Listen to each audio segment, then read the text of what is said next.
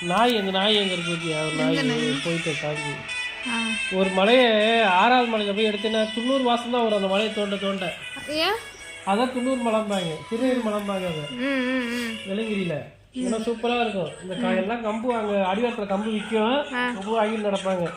நான் 3 வருஷம் போயிருக்கேன் மேல, 1 வருஷம் கூட கம்பு வாங்கல. நான் கம்பு வாங்கிட்டு போல 1 வருஷம் கூட. எப்படி அது எதுக்காகனா மலை ஏறும்போது கூட ஏறிடலாம், இறங்கும் போது இறங்க முடியாது, பேலன்ஸ் கிடைக்காது, காலில் நடுக்க ஆரம்பிச்சிடும் இறங்கும் போது.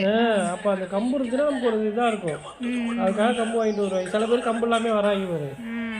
ஆனால் பகலில் ஏற முடியாது, பகலெல்லாம் ஏறவே முடியாது. அது பார்த்தாலே நமக்கு மலைச்சு போயிடும்.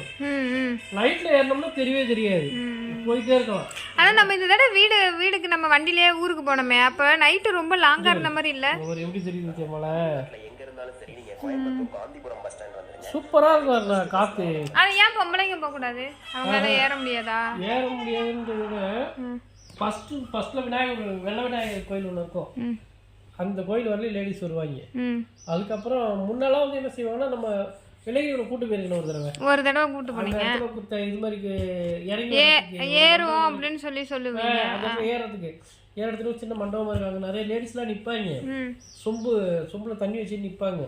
மலை ஏறிட்டு வராங்க பார்த்தியா, அவங்க காலை கழுவி தொட்டு கும்பிடுவாங்க. ஏறிட்டு கும்பிடுவாங்கன்னா நம்ம மேலே ஏறி நம்ம புண்ணியம்லாம் நிறைய சாமிகிட்ட வரமெல்லாம் வாங்கிட்டு வந்துருப்போம், அந்த வரமெல்லாம் அவங்களுக்கு போயிடும்.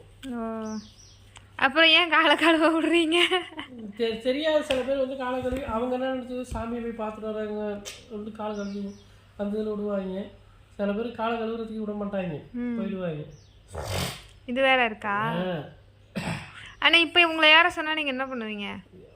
போனா போயிட்டு வரணும். நான் உங்களெல்லாம் அனுப்ப மாட்டேன். 7 மலை நல்லா சூப்பரா இருக்கும், பார்த்துக்கு நல்லா இருக்கும். ஃபர்ஸ்ட் வருஷம் 1 வருஷம் ஏறிட்டோம். சித்ரா பௌர்ணமிக்கு இதான் ஏறணும்.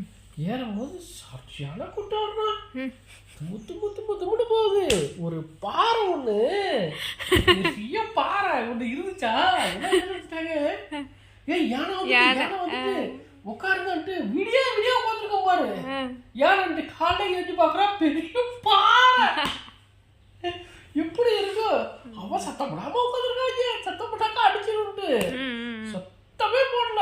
என்ன உட்காந்துருக்கு, 1 கிலோமீட்டர் இருக்கு கூட்டாளம். அடே இந்த கேப்டன் பிரபாகரன் படத்துல இந்த பாட்டப்ப விஜயகாந்த் நெத்தில லைட் அடிச்சுட்டு வருவாங்க தெரியுமா, அப்படியே அழகா இருக்கும் பாரு. அந்த மாதிரி இருப்பாங்க. ஒரு ஸ்டேஜ் ஒரு 3வது மலை 4வது மலை ஏறிட்டு பார்த்தோம்னா, இந்த 6வது மலையிலேருந்து 7வது மலை அப்படி ஏறுவாங்களா, இல்லை டார்ச் இல்லாமலாம் ஏற முடியாது.